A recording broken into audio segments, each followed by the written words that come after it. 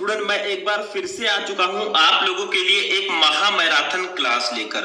Student इस video में हम क्लास 12 केमिस्ट्री के चैप्टर 2 जिसका नाम है विलयन, इसे हम इंग्लिश में कहते हैं सॉल्यूशन, इस पूरे चैप्टर को हम एक ही वीडियो में कवर करेंगे।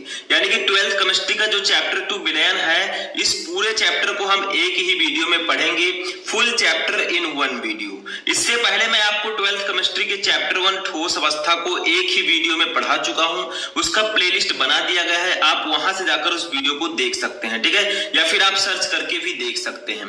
तो इस वीडियो में हम विलयन चैप्टर के जितने भी टॉपिक हैं, जितने भी न्यूमेरिकल्स हैं, सभी को हम इस वीडियो में पूरी तरह फिनिश करेंगे। यानी कि पूरा चैप्टर आपका एक ही वीडियो में कवर किया जाएगा, ठीक है। तो आपको कॉपी और पेन लेकर बैठना है, जो भी टॉपिक मैं आपको पढ़ाऊंगा उसको आपको नोट करते हुए चलना है, ठीक है, क्योंकि सभी टॉपिक आपके बोर्ड एग्जाम के लिए मोस्ट इंपॉर्टेंट है। देखिए विलयन चैप्टर का नाम है, इसे हम इंग्लिश में कहते हैं सॉल्यूशन। तो चैप्टर का नाम तो विलयन है, तो सबसे पहले हमें यह जानना होगा कि विलयन होता क्या है, व्हाट इज सॉल्यूशन। तो देखिए विलयन क्या होता है, दो या दो से अधिक पदार्थों के समांगी मिश्रण को विलयन कहते हैं। यानी कि दो या दो से अधिक पदार्थों के समांगी मिश्रण को ही हम विलयन कहते हैं, ठीक है। जैसे आप लोग अपने डेली लाइफ में देखते होंगे, जब आप क्या करते हैं, देखिए विलयन के पहले जान लीजिए दो घटक होते हैं, पहला विलेय और दूसरा विलायक। यानी कि विलेय और विलायक मिलकर किसका निर्माण करता है, विलयन का निर्माण करता है। तो आप कह सकते हैं कि विलयन के मुख्य रूप से दो घटक होते हैं, ठीक है, एक विलेय यानी कि सॉल्यूट और एक विलायक यानी कि सॉल्वेंट, ठीक है। तो देखिए आप डेली लाइफ में अपने इसको प्रयोग कीजिए, क्योंकि फिजिक्स और केमिस्ट्री को जब आप अपने डेली लाइफ की तरह देखेंगे तब आपको और भी अच्छे से समझ में आएगा इसका कॉन्सेप्ट, ठीक है। जैसे देखिए हमारे घर में चीनी है, हमने चीनी ले लिया और पानी ले लिया, ठीक है। चीनी और पानी को क्या किया, दोनों को एक में करके हिलाया थोड़ा सा, तो क्या बना, शरबत बना, ठीक है।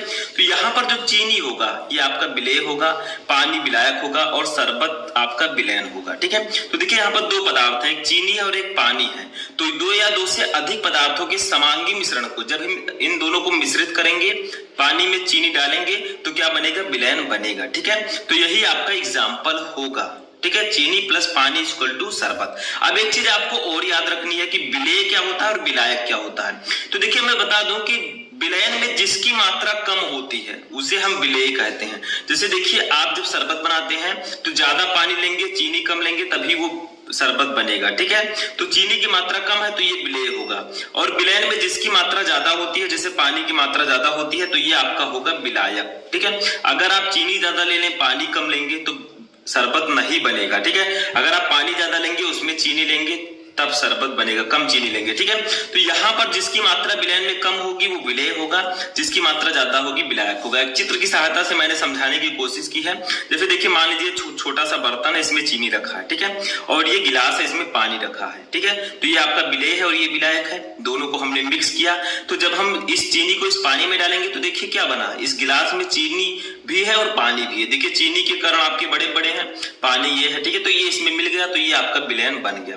तो दो या दो से अधिक पदार्थों के समांगी मिश्रण को हम विलयन कहते हैं, ठीक है। इसके दो घटक होते हैं, विलेय, इसका भी डेफिनेशन समझ लीजिए, सॉल्यूट वह पदार्थ जो विलयन में कम मात्रा में उपस्थित रहता है, विलेय कहलाता है, जैसे आपका चीनी, ठीक है।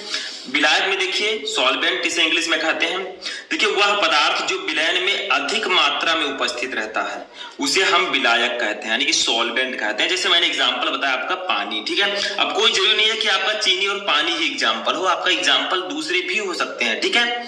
समझ में आया, दूसरे एग्जांपल्स भी आप लिख सकते हैं। तो यहाँ पर ये आपका, जैसे आप चीनी के स्थान पर नमक लिख सकते हैं, पानी के स्थान पर आप पानी लिख सकते हैं, तो नमक पानी हो जाएगा, वो भी आपका विलयन होगा, ठीक है। तो ये आपको समझ में आ चुका होगा, जिसकी मात्रा कम होगी वो विलेय, जिसकी मात्रा ज्यादा होगी वो विलायक, ठीक है। तो ये तो था विलयन और उसके घटक। अब देख